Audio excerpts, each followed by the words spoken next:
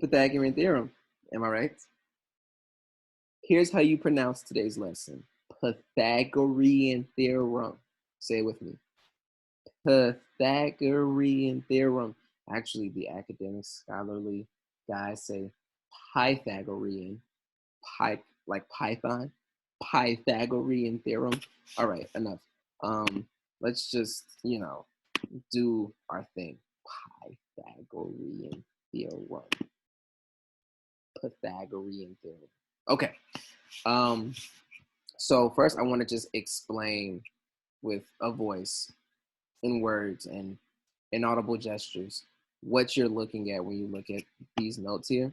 So the Pythagorean theorem is something that only works for right triangles. And the things that you need to know is that in a right triangle, the two sides adjacent to the right angle, so the two sides that are connected or right next to, adjacent means right next to. So the two sides of the triangle that are right next to the right angle are known as the legs. These are also known as side A and side B.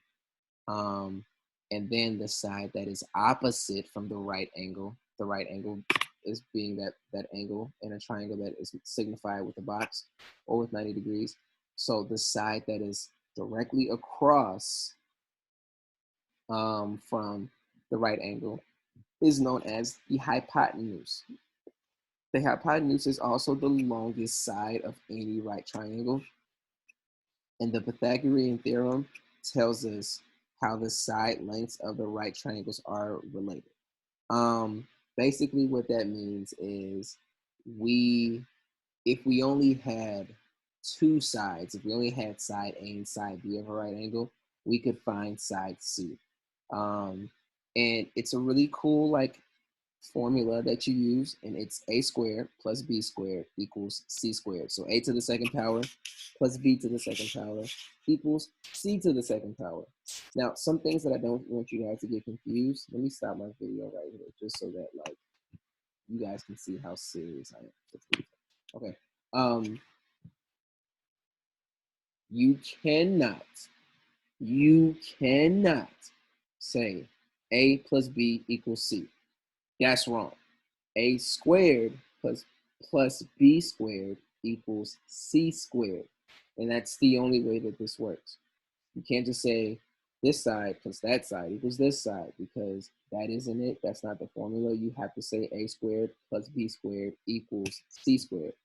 And now that we've gotten that little tidbit of information out of the way, let's do some math, shall we? So I'm going to go straight into my whiteboard, and I'm going to start off by just drawing a right angle, kind of like the one that we have in the example.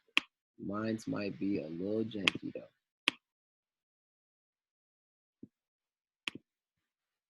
Okay, so we have this right angle, and the right angle has three sides. This one is 6 inches, this side is 8 inches, and the hypotenuse is 10 inches. Okay, what the Pythagorean theorem tells us is that we'll say, you know what, we'll take it a step further. We'll say that this is side A. We'll say that this is side B. Again, get over there. Thank you. And this is side C. What is wrong with you guys today? Okay. And so what the Pythagorean theorem tells us is that a to the second power plus b to the second power equals c to the second power.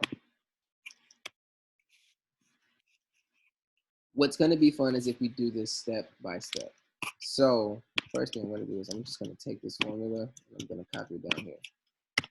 6 squared plus 8 squared equals 10 squared.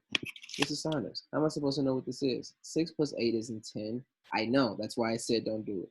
But we are going to use the math to show how this relationship plays itself out mathematically. 6 squared is the same as saying 6 times 6. And 8 squared is the same as saying 8 times 8. And 10 squared is the same as saying 10 times 10. Notice I put this in parentheses because you have to do everything inside of the parentheses before you can move out. 6 times 6, 36. Plus 8 times 8, which is 64. Equals 10 times 10, which is 100.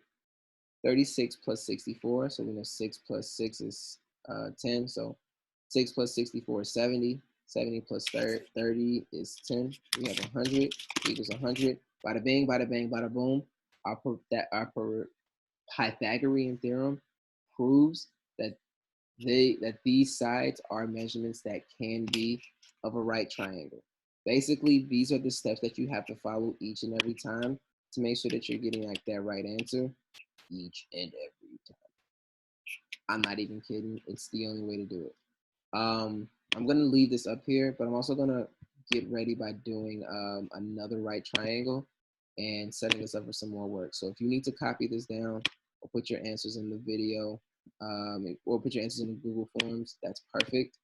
I'm just setting up by drawing another seemingly right triangle. And we're going to do the same work all over again in a few short moments. Great.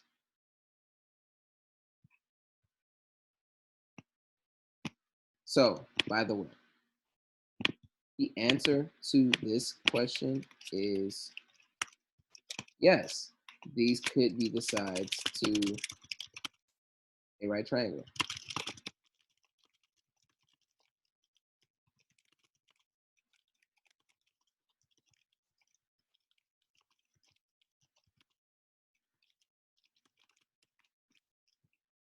Yep. And that's how excited you want to be. So now let's look at example 2. It's asking us the same question. Do these sides prove that we are dealing with a right triangle? This one actually looks a little different. So the way that this one looks, if you need to fast forward the video so that you can get past this part, might be a good idea. But also, you might just like seeing me draw triangles. I'm totally here for it.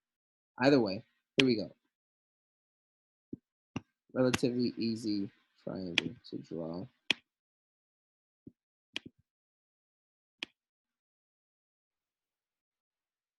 Boom.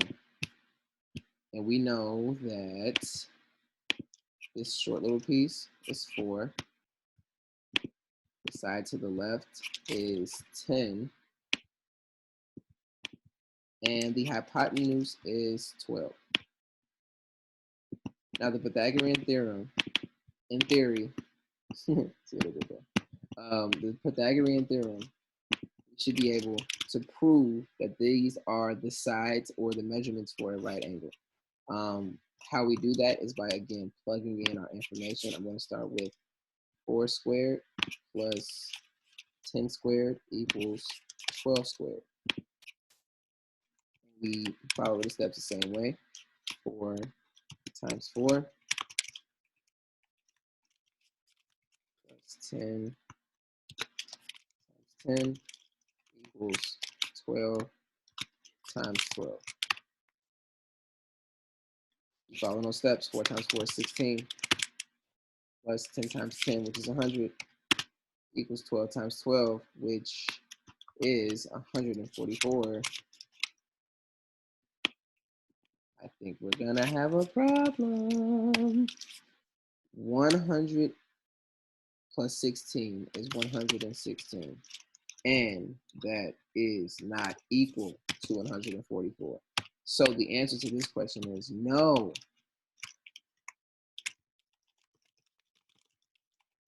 These can't be the measurements.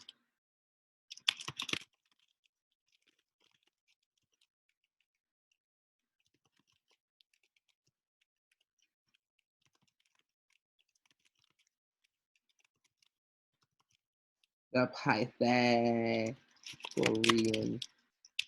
theorem proves this. Let me move it up so you guys can see them both. All right. Basically, what I just said is, after showing all of my work,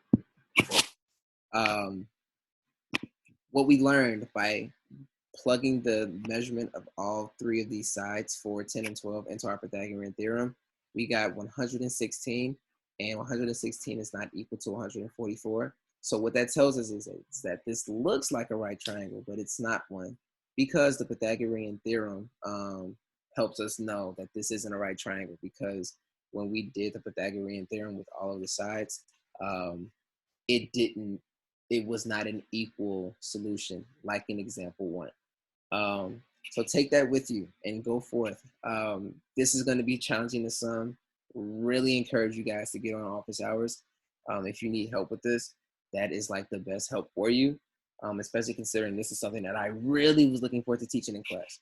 So try your best. Call me, text me, email me if you need that help. I'll be more than happy to help. Again, this is your boy signing off.